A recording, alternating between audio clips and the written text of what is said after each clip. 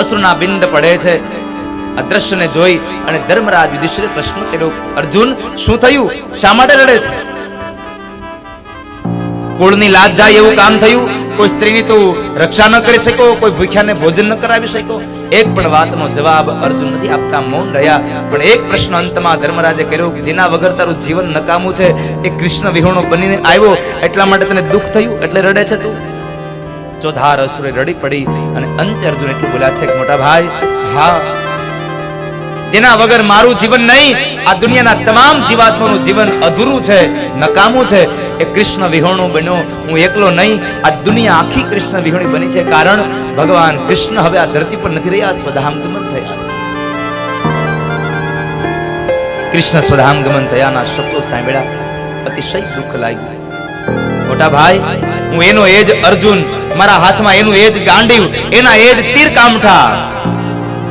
પણ આજ મારો સમય બદલાઈ ગયો, કારણ હું કૃષ્ણ વિહોણો બન્યો. મારો સમય બદલાયો અને સમયના બદલાવાને લઈ અને હું એના એ જ અર્જુને કુરુક્ષેત્રના મેદાનના યુદ્ધને જીતું હતું. પણ આજ હું કૃષ્ણ વિહોણો બન્યો ને, તો જંગલના સામાન્ય કાબાઓને હું ન જીતી શક્યો. કાબાઓ, લૂંટારાઓ મને લૂંટી ગયા, કારણ મારો સમય બદલાઈ ગયો. એક વાત મારી યાદ રાખજો, હે વડીલો, માતાઓ, આ દુનિયામાં ક્યારેય કોઈ માણસ મહાન નથી હોતો, માણસનો સમય મહાન હોય છે. માટે જ્યારે તમારો સમય આવે ને, ત્યારે તમે કંઈક કામ કરી લેજો, બાકી સમય ક્યારે થપાટ મારી દેશે એનો કોઈ ભરોસો નથી. તમારો સમય આવે ત્યારે બધાયનું ધ્યાન રાખજો. મારી એક પ્રાર્થના છે, તમારો સમય આવે ત્યારે કોઈને ધ્યાનમાં રાખતા નહીં. આપણી તો એક જ વૃત્તિ હોય, સમય આવે એટલે આપણે ધ્યાનમાં જ હોય. અમારો વારો આવવા દો, ધ્યાનમાં જ છો તમે. કોઈને ધ્યાનમાં ન રાખશો, બધાયનું ધ્યાન રાખજો. કારણ કે અહીંયા તો સમય બળવાન છે. સમય સમય બલવાન હૈ, નહીં પુરુષ બલવાન. કાબે અર્જુન લૂંટ્યો, વહી ધનુષ વહી બાણ. સૌનું ધ્યાન રાખજો.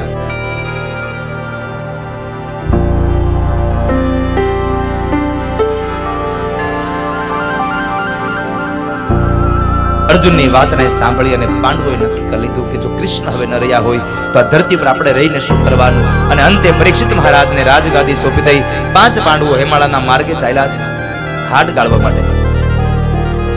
હેમાળાના માર્ગે ચાલી નીકળ્યા છે. હેમાળાના માર્ગે ગયા છે અને આ બાજુ પરીક્ષિત મહારાજ એક વખતના સમયે દાદા વખતનો